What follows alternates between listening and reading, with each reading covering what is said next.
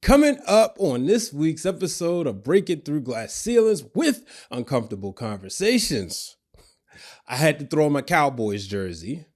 Shout out. This was a Miles Austin jersey from the year 2010, at a time where I rock with the Cowboys and the Baltimore Ravens equally. But Cowboy fans are in mourning today as Jerry Jones traded away one of the greatest players of franchise history, maybe. That Cracker Barrel has a logo for Yenzi, Travis, Kelce, Taylor Swift. They're engaged. The love saga continues. All that and more on this week's episode of Breaking Through Glass Ceilings with Uncomfortable Conversations.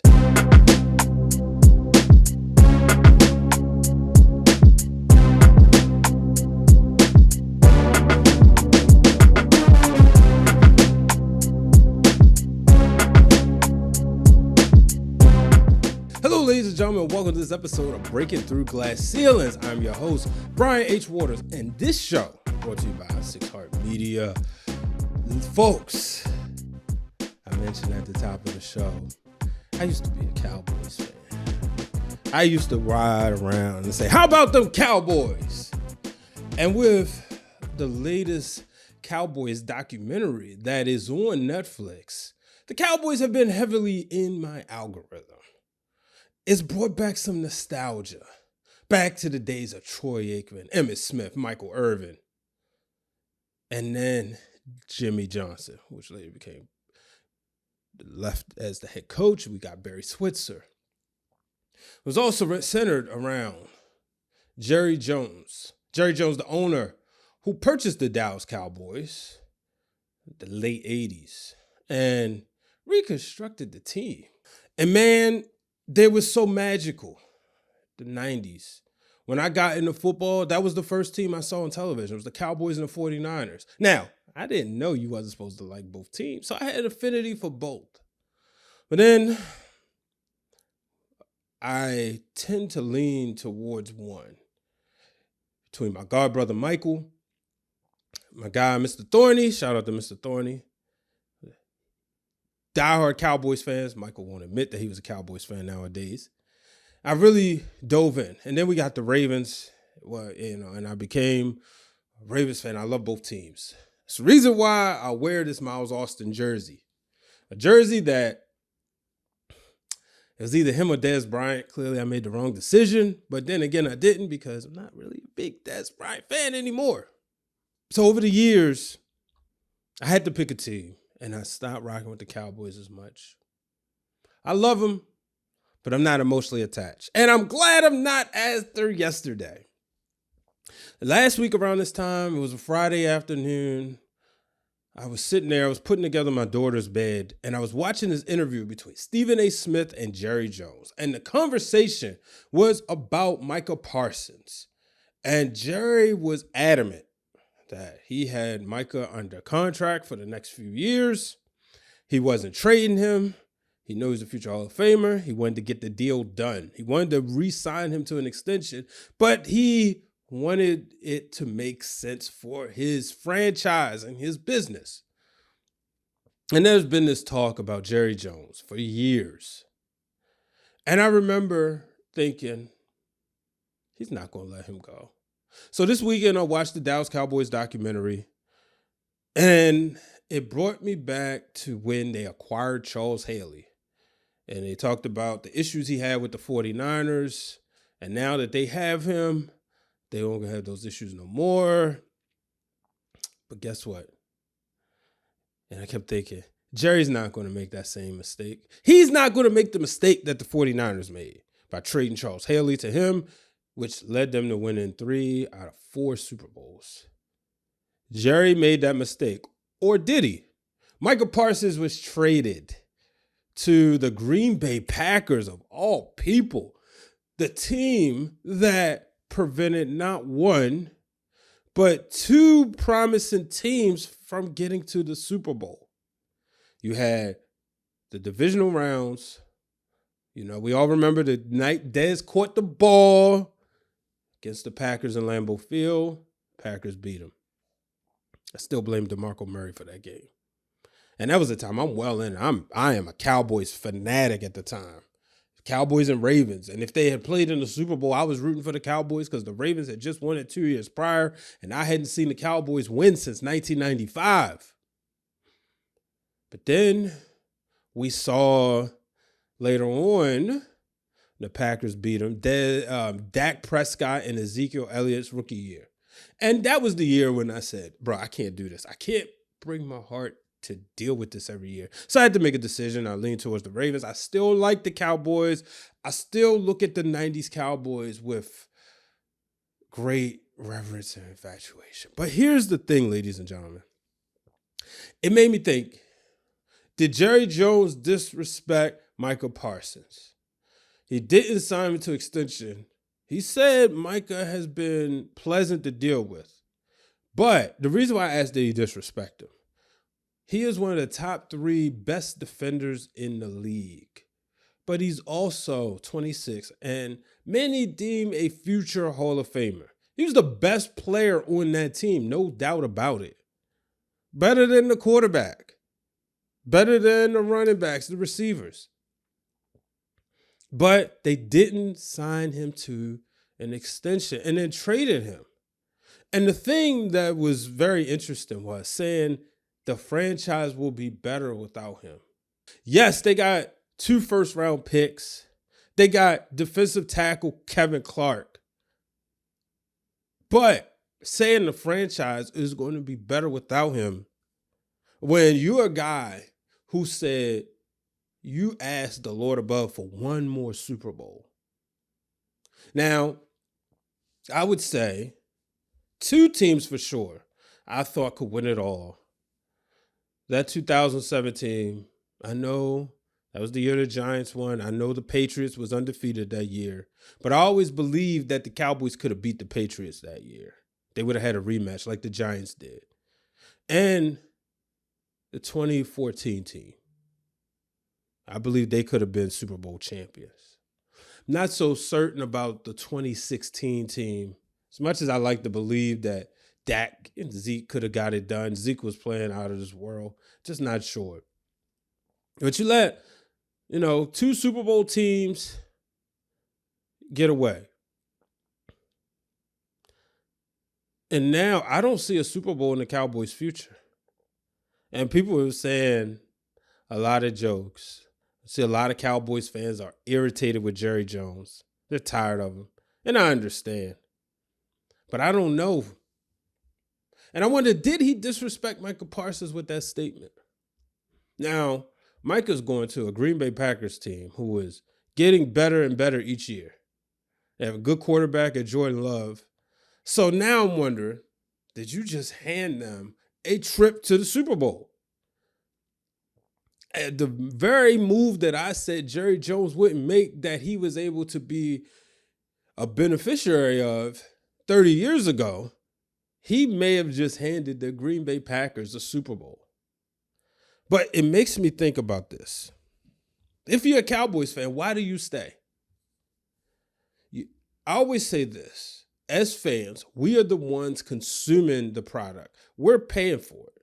So we have the right to say, I'm not going to place my money, heart, and emotions in this product any longer. I'm going to move on and go somewhere else. There's always this talk about fan loyalty. Well, what happens when the franchise isn't loyal to you? So for Cowboys fans, how much more can you take? Has Jerry Jones lost all his steps? Is this confirmation that Jerry Jones has lost it all?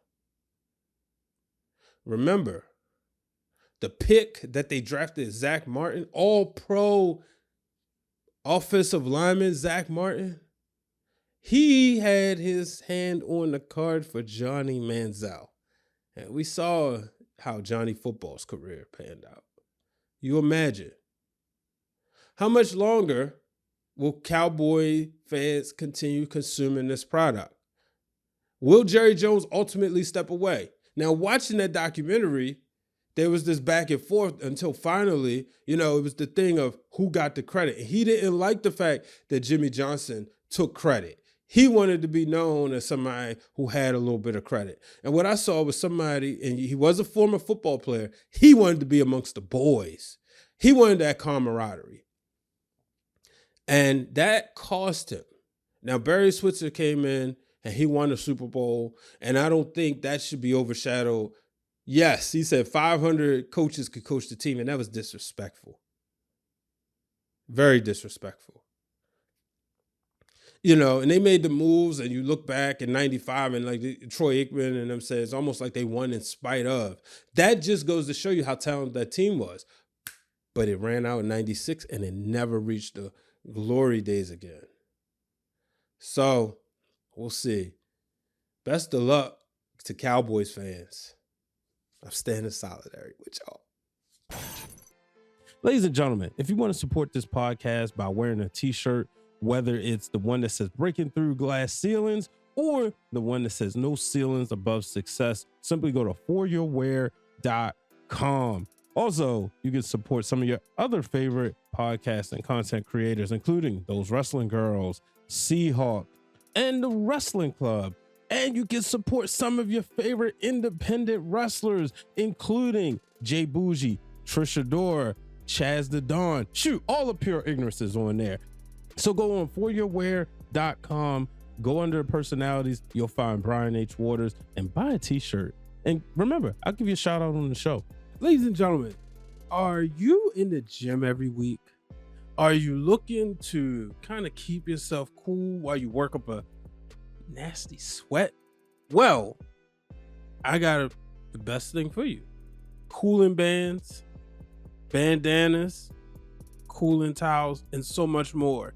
Go to Vertical Athletics, get your favorite team in MLS or MLB, or guess what? Now they have a custom option so you can upload your own logo and you can save 10% at checkout when you enter the code Brian H. Waters. Go to vertical.com, use the code Brian H. Waters to save 10% on some of your best cooling gear. Moving on, let's talk about coaches. Coach Bill Belichick getting ready to start his career at the University of North Carolina.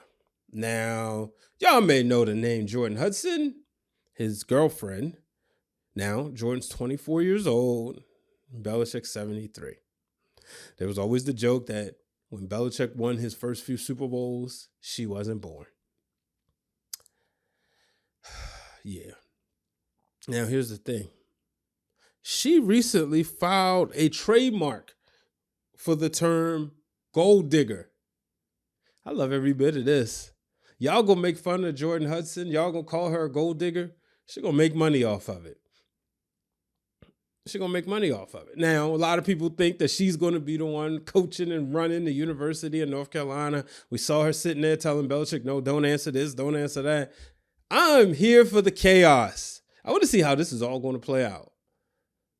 You know, I believe he recently wrote a book and he didn't mention Robert Kraft. That's a relationship that I want to see another documentary on. We got the documentary with the Patriots. No, I want to see them actually talk about what went wrong. And I'm glad it did. I just wish it could have went wrong sooner with Belichick, Kraft, and Brady and all that.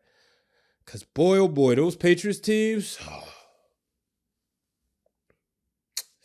Yeah, I lived in hell. And I feel like that way with the Kansas City Chiefs right now. So somebody cause some dissemination between Patrick Mahomes, Andy Reid, and the newly engaged Travis Kelce. Shout out to him. Congratulations. Him and Taylor Swift are engaged. I'm happy for them. Hopefully he'll retire soon. Go live happily ever after with your beautiful wife. As you can see, they have been in the way of the Baltimore Ravens for the past few years. And I'm ready for my Ravens to win a Super Bowl. We got a big year coming up. The Ravens, this is it. I've said it before, but I feel like the window is slowly but surely shrinking. They have the best team on paper. They have a good defense and a good offense. A great defense and a great offense. It's time. Now, what's going to be interesting is the special teams. They got a new kicker in Tyler Luke. So we will see what happens. But it may be time this year for some uncomfortable conversations about the Baltimore Ravens. Now, last but not least, Cracker Barrel. It's been the talk this week. First of all, show of hands, how many people like Cracker Barrel? Their food is good. They got if you want a good dinner, you want good lunch, good breakfast, have good food. One of the places that me and Queen PR used to frequent a lot when we would be hanging out in Baltimore. But they changed their logo. People are calling it wokeness. Some people call it corporate minimalists. But they changed their logo, and there was a huge outrage to the point the stock plummeted. I believe they lost over 100 million. Well, guess what? They went back. And there's been a slight increase, I believe 8%. But what's interesting is the discussion. We're all talking Cracker Barrel. Now, about a year and a half ago, right here on this very program, Breaking Through Glass Ceilings with Brian H. Waters, with Uncomfortable Conversations, I talked about the Cheesecake Factory. I remember the whole thing about the lady said that she was too good to go to the Cheesecake Factory. Well, what happened that weekend was a lot of people went to the Cheesecake Factory. I expect a lot of people to visit Cracker Barrel this week because the food is good. Not going to lie. I know the logo, it is what it is. I mean, I'm not one to battle a lot of logos. I saw a cloud where they had the logo of Aunt Jemima and Cream of Wheat and something else. And everybody was making jokes to say, oh, now it's this woke thing and now they're getting rid of things, whatever. I don't get in that fight.